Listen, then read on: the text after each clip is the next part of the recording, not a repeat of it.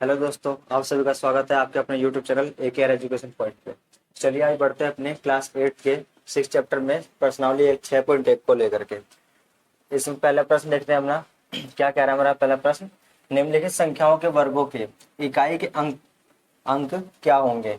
यानी कि हमारे पास कुछ संख्या दे रखी है यहाँ पर। इन सभी संख्याओं का आपको इकाई अंक बताना है, यानी कि अगर इनका हम वर्ग करें तो इनके वर्ग का इकाई अंक क्या होगा, वही हमें ज्ञात करना है। तो इन सभी संख्याओं को आपको इनका वर्ग निकालने की जरूरत नहीं है।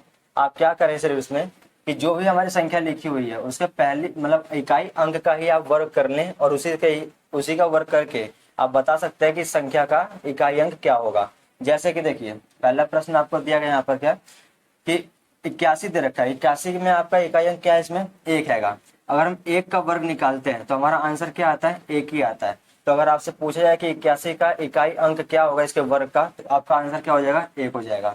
उसी तरीके से आपका दूसरा देखिए, दूसरे में क्या आपका इकाई अंक क्या है, दो। अगर हम दो का वर्ग निकालते हैं तो दो का वर्ग कैसे निकलता है, दो गुणा में दो करके, तो आपका कितना आंसर आएगा, चार। तो जो हमारा इसका वर्ग निकलेगा उसका इकाई अंक क्या होगा, चार हो जाएगा।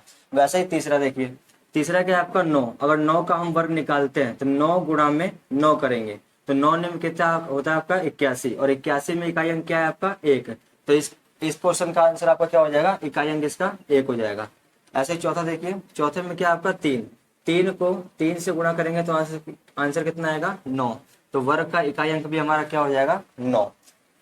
ऐसे पांचवे में देखो, अगर हम चार को चार से मल्टीप्लाई करते हैं, चार चौके आपका कितना हो जाएगा, 16। और 16 में आपका इकाई अंक क्या है, छह। तो इसका इकाई अंक क्या हो जाएगा, छह ही हो जाएगा। ये इसका आंसर होगा। इसी प्रकार से छठे में भी अगर हम सात का इकाई अंक निकाले, यानी कि इस पूरी संख्या को वर्ग करते हैं, तो वर्ग पूरी संख्या ना करके हम सिर्फ सात का वर्ग करें तो सात गुणा में सात आपका कितना हो जाएगा, 49।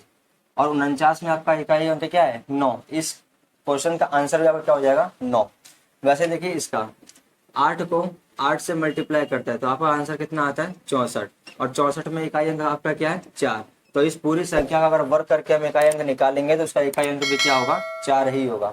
वैसे ही आठवां प्रश्न में आपका जीरो है, और जीरो को जीरो से गुणा करेंगे तो हमारा आंसर क्या आएगा, जीरो। इसी प्रकार से आपका वर्ग करके निकालेंगे इसका तो आंसर भी आपका इकाई अंक क्या होगा, जीरो।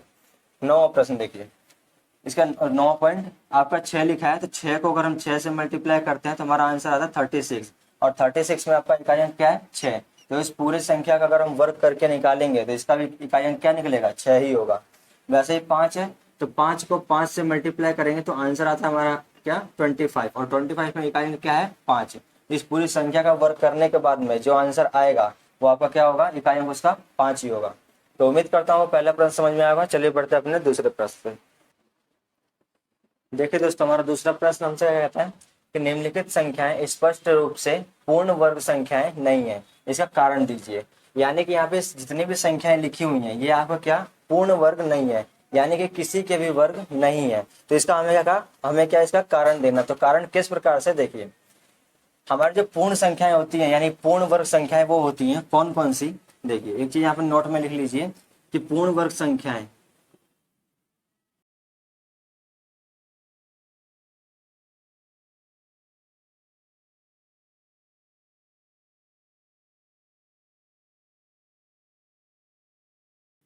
जीरो, परंतु जीरो आपका होना चाहिए कैसे, जोड़े में होना चाहिए। जोड़े का मतलब है या तो दो हो या फिर चार जीरो हो या छह जीरो हो, यानी कि इन जितने भी जीरो आपके होंगे वो सम संख्याएं होनी चाहिए, यानी जीरो की जो काउंटिंग होनी चाहिए आपकी सम होनी चाहिए। यानी कि जितने भी आपके क्या पूर्ण वर्ग संख्याएं वो होती हैं जिनका वर्ग वर्ग का इकाई अंक क्या होना चाहिए, एक, चार, पाँच, छह, नौ और जीरो। और जीरो तब होना चाहिए जब वो क्या जोड़े में हो। जोड़े का मतलब सम संख्याओं में। तो चलिए इसको अब प्रश्न को सॉल्व करते हैं।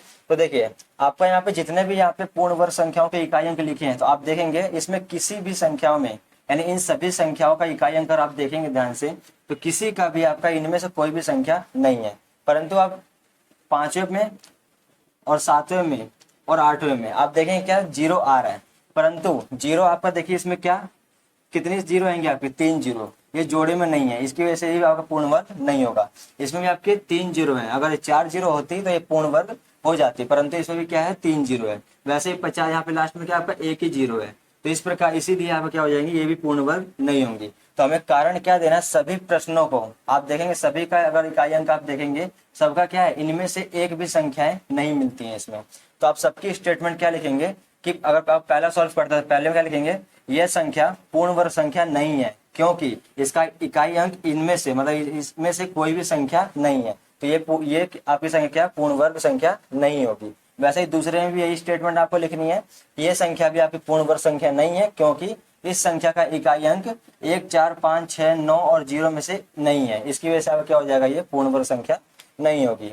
और आपका अगर इसी प्रकार सबको करेंगे और सबको करने के बाद आप जैसे देखिए पांचवें में अगर आपको स्टेटमेंट लिखना है क्या, कि इसमें आपका 0 तो आ रहा है, आप क्या लिखेंगे, इसका इकाई अंक 0 तो है, परंतु ये आपका जोड़े में नहीं है। जोड़े का मतलब आपका क्या है, इसमें सम संख्याएं नहीं है। 0 को आप देखेंगे तो सारी कितनी, 3 संख्याएं हैं 0 की, यानी कि विषम संख्याएं आएंगी। वैसे ही आपका 8वें में भी कितनी विषम संख्याएं।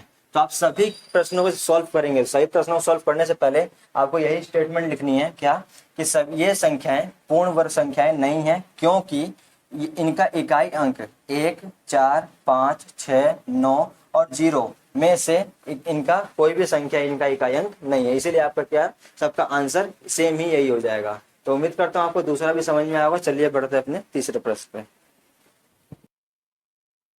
चलिए दोस्तों बढ़ते हैं अपने आप तीसरे प्रश्न पे। तो तीसरा प्रश्न हमसे क्या कहता है, देखिए, निम्नलिखित संख्याओं में से किस संख्या का वर्ग विषम संख्या होगा।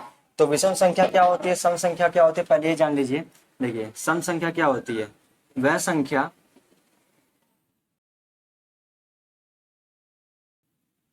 विभाजित हो जाती है,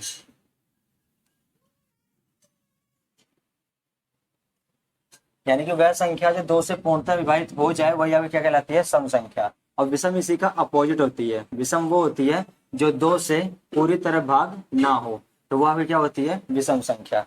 तो अब इसमें से हमें क्या करना है, इन सभी संख्याओं का, यानी पहले का, दूसरे, तीसरे और चौथे का हमें बताना हैगा कि इनका अगर हम वर्ग करते हैं तो इनका वर्ग करने के बाद में किस किस किस संख्या का वर्ग करने के बाद में उसका इकाई अंक क्या होगा, विषम संख्या होगी।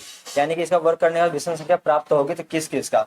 तो इन सभी संख्याओं का हमें वर्ग करने की जरूरत नहीं है। हम सिर्फ क्या करेंगे इसमें कि इन सभी संख्याओं का इकाई अंक जो भी है, इसका 1 है, 6 है, 9 है और इसका 4 है, तो इन सभी का आप इनका वर्ग कर लीजिए। जैसे कि अगर हम पहले का सॉल्व करते हैं तो पहले आप क्या 1 आएगा, अगर हम 1 का वर्ग करें तो आपका क्या आंसर आएगा, 1 गुणा में 1, यानी कि आपका आंसर क्या आया, 1 आया। और 1 आपका क्या 2 से भाग होती है, नहीं, आपका 1 2 से भाग नहीं होता है। तो यानी कि पहली संख्या हो गई आपकी, ये क्या कहलाएगी, ये विषम संख्या होगी। यानी कौन सी होगी, ये विषम संख्या होगी। यानी कि इसमें बोल रहा है कि संख्याओं में से किस संख्या का वर्ग विषम संख्या होगा। तो यानी कि अगर इसका हम वर्ग निकालते हैं तो आपका क्या कौन सी संख्या होगी, वो विषम संख्या होगी। और दूसरा देखिए, दूसरा क्या, इसका इकाई अंक 6 है। अगर हम 6 का वर्ग निकालते हैं तो 6 गुणा में 6, यानी कि कितना आता है आपका आंसर 36। और 36 आपका अगर इसका इकाई अंक आप देखेंगे तो 6 है, और 6 आपका 2 से पूरी भाग हो जाती है। इसलिए अगर आप इसका वर्ग निकालेंगे तो इसका वर्ग आप अगर निकालते हैं तो अंतिम में आपका क्या 6 ही आएगा, और 6 आपका 2 से भाग होती है, यानी पूरी संख्या भी आपकी 2 से भाग हो जाएगी। इसलिए आपका क्या हो जाएगा, ये सम हो जाएगा, ये विषम नहीं होगा।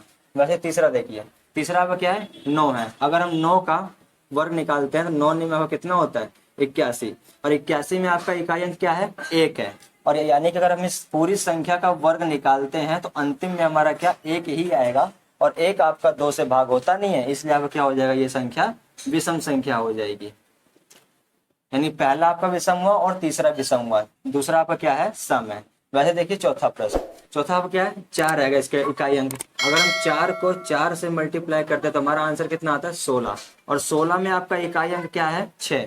यानी कि अगर हम इस पूरी संख्या का वर्ग निकालते हैं तो आपका आंसर क्या आएगा, अंतिम में उसका 6 आएगा। यानी पूरी संख्या के अंतिम में 6 आ रहा है तो वो संख्या पूरी 2 से भाग हो जाएगी। इसलिए आपका ये विषम ना होकर क्या हो जाएगा, ये सम हो जाएगा।